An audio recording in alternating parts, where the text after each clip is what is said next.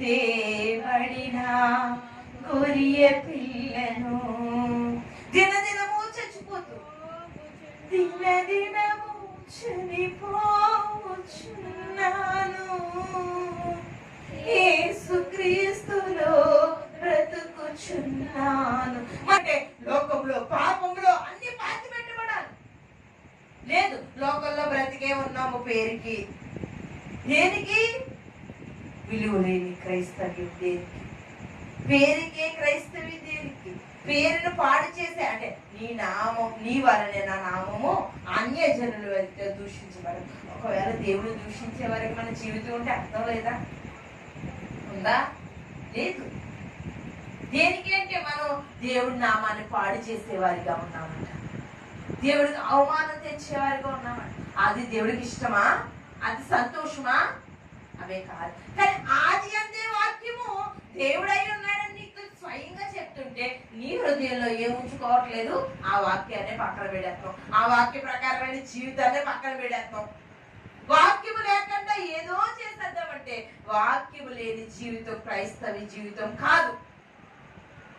ఇది అన్యులు గ్రహిస్తున్నారు క్రైస్తవుల్ని చూసి, వీళ్ళు ఎలా ఉంటున్నారు, దేవుడు బిడ్డలేనా అని.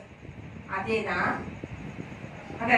ఆది అందు వాక్యము ఉంది, వాక్యమై ఉన్నాడు దేవుడు. కానీ ఆ వాక్య ప్రకారంగా మన జీవితాలు ఉన్నాయా? ఎవరికి వారు చెప్పుకోండి, ఉన్నాయా లేదా? మరి వాక్యమై ఉన్న దేవుడు వాక్య ప్రకారంగా జీవించమని చెబుతూ ఉంటుంటే జీవించి కదా క్రైస్తవ్యులు అని చెప్పుకోవడానికి మనకే సిగ్గేస్తుందా లేదా? చూడు, వాక్యం దేనికి అంటే వాక్యం నన్ను బయలుపడుతుంది, వాగ్దానం కార్డు తీసేసుకున్నాను, తీసుకున్నావు సరే, ఆ వాక్య ప్రకారంగా జీవితాలు ఎందుకు లేవు?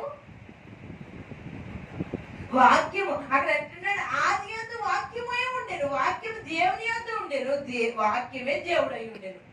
అసలు వాక్యం ఎవరు? దేవుడు. ఈ వాక్యాన్ని చూసి రోజు నువ్వు కళ్ళగా తీసుకోవచ్చు, వాక్యాన్ని చూసి నాకు వాగ్దానం మంచిది వచ్చేసింది, నేను చాలా బాగా, అంటే వాక్యం వాగ్దానం నెరవేరాలంటే నువ్వు వాక్య ప్రకారంగా జీవితం ఏం కలిగి ఉండాలి? జీవించాలి. వాక్యం అంటుంది నువ్వు భయభక్తులు కలిగి బ్రతుకు అని. భయభక్తులు లేకుండా బిడ్డ బ్రతకలేదు. తల్లిదండ్రులు కోపం ఎందుకు వస్తుంది? బిడ్డలు బట్టి. ఆడు భయభక్తులు కలిగి బ్రతకకపోతే ఈ రోజు నిన్ను బట్టి దేవుడు బాధపడతాడా, సంతోషపడతాడా? నన్ను బట్టి దేవుడు బాధపడతాడా, సంతోషపడతాడా? అక్కడ అంటున్నాడు, ఆ వాక్యం అంట ఇదిగో సమస్తమును ఆయన లేకుండా ఏది కలగలేదు, కానీ కలిగి ఉన్నది ఏదియో ఆయన లేకుండా కలగలేదు. ఈరోజు నువ్వు ఉన్నావంటే ఎవరి కృప? ఈ రోజు నువ్వు జీవిస్తున్నావంటే ఎవరి కృప? ఆయన లేకుండా మనం ఉన్నామా? ఆయన నీతో ఉన్నాడు. నువ్వు అందుకంటాడు, దారి తప్పిపోయిన గొర్రెనై తిరిగాను, ఏ దారి కానరాక సిలువ దరికి చేరాను. దారి తప్పిపోతున్నాం, ప్రతిరోజు తప్పిపోతున్నాం. మళ్ళీ ఏం చెప్తాడు? దారిలోకి రా. ఆ గొర్రె ఎలా అయితే తప్పిపోతుంటే ఆ మంద కాసే కాపరి ఎలా అయితే కొడుతున్నాడో నేను ఎప్పటికప్పుడు నువ్వు అలా ఉండొద్దమ్మా, అలా చెయ్యొద్దమ్మా, అలా మాట్లాడద్దమ్మా, అలా జీవించద్దమ్మా అని ఎప్పటికప్పుడు మన అందరికీ ఎవరు బోధిస్తున్నారు? వాక్యమయ్యన్న దేవుడు మనకి బోధిస్తున్నారు. ఈరోజు ఆ వాక్యమయ్యన్న దేవుడిని ఏమో పక్కన పెడేసి నా ఇష్టం నాది అని వెళ్తుంటే ఆ గొర్రెలు ఎవరు తినడానికి సిద్ధంగా ఉన్నారు? సింహాలు, పులులు. చూడండి, ఆహారంగా మారిపోదామా? అపవాది చేతిలో పడిపోదామా? మన ఇష్టంగా మనం వెళ్తూ చూడండి. గొర్రెలకు గొప్ప కాపరి. హల్లెలూయా. ఈరోజు ఆ వదకు తేబడిన గొర్రె వలె మౌనంగా ఎందుకు మారిపోయాడు తెలుసా? నా పాపాలు భరించుట కొరకే, నిన్ను నన్ను రక్షించుట కొరకే. అక్కడ అంటున్నాడు చూడండి, ఇదిగో ఆయన లేకుండా ఏదీ కలగలేదు. నువ్వు నేను ఎందుకు ఉన్నాము అంటే ఆయన కృప వల్లే ఉన్నాం. ఇది ఈరోజు బ్రతికున్నామంటే ఎవరి కృప? ఇంకా బ్రతికున్నానంటే నీ కృప, నీ కృప, నీ కృప, ఇది నీ కృప. ఇంకా బ్రతికున్నామంటే ఎవరి కృప? ఏంటి? నీ తల్లిదండ్రులా? నీ తల్లిదండ్రులు నీ పక్కనే ఉండి నీకు చక్కగా బలాన్ని ఇస్తా ఉంటున్నారా? ఎప్పుడు వరకు నీ పెంచి పెద్ద చేసే వరకే తల్లిదండ్రులు. తర్వాత నీ కాళ్ళ మీద నువ్వు బ్రతకాల్సిందే, నీ జీవితం నువ్వు జీవించాల్సిందే. అమ్మ ఏమో వచ్చి తినిపించేది, అప్పుడు నీ తిండి నువ్వు తినాల్సిందే. ఎంతవరకు అంత అక్కడ అంటున్నాడు, ఇదిగో ఆయన లేకుండా ఏమీ కలగలేదు.